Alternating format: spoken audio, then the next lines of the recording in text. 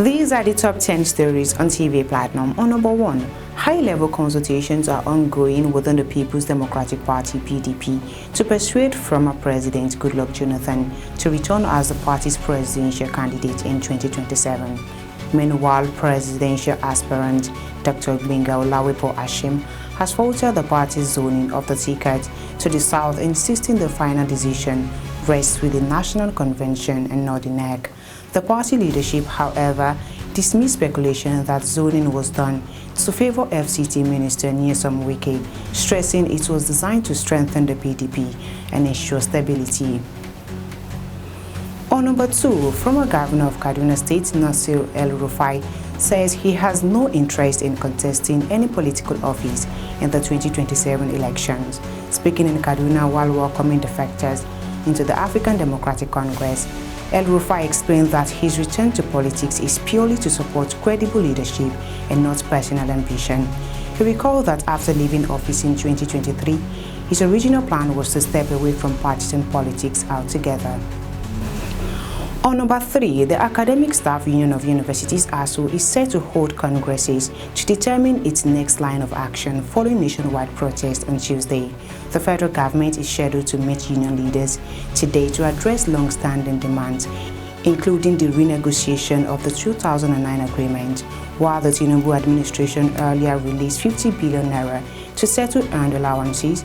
ASU insists on clearer commitments on salaries, funding, autonomy, and reforms in university regulation. On number 4, the All Progressives Congress (APC) has mocked the African Democratic Congress over its leadership tussle, saying the party cannot manage itself, let alone challenge the APC in 2027. The row deepened after former ADC Deputy National Chairman Nafiu Bala declared himself the authentic national chairman, citing provisions of the Electoral Act in the party's constitution. Bala rejected the interim leadership of former Senate President David Mark, accusing opposition coalition leaders, including Atiku Abubakar, of hijacking the party. On number 5, the federal government has approved an upward review of passport fees effective September 1, 2025. In a statement, the Nigeria Immigration Service explained that the adjustment was necessary to preserve the quality and integrity of the Nigerian standard passport. The service pledged to strike a balance between improved service delivery and affordability of citizens. On number 6, security tension in Bauchi State as a police officer has been arrested for allegedly killing a soldier in Futuk Al-Kaleri local government area of the state. Army spokesperson Atang Khaled Solomon confirmed that the officer is in custody while joint investigations between the police and army are underway. Authorities say discussions are ongoing to ensure a thorough probe and prevent escalation between the two security agencies. On number 7, Nigeria's oil production has surged to a 6-month high of 1.71 million barrels per day in July 2025, according to new data from the NUPRC. The figure represents a 9.9% year-on-year increase and moves the country closer to its OPEC and budgetary target. The total includes 1.5 million barrels of crude and over 200,000 barrels of condensate daily, showing steady growth compared to June's figures.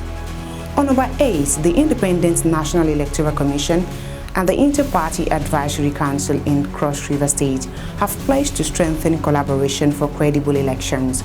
At a meeting in Calabar, both sides agreed to sustain dialogue on reforms and adopt best practices to boost electoral integrity. INEC also reaffirmed its commitment to expanding voter registration after recording more than 1.3 million online applications within a single week. On number 9, in Katsina State, kidnappers have demanded a 600 million naira ransom for the release of 33-year-old Anas Hamadu, his wife and their daughter.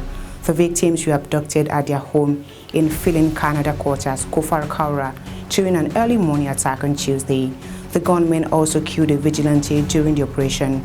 Family members say negotiations with the kidnappers are ongoing.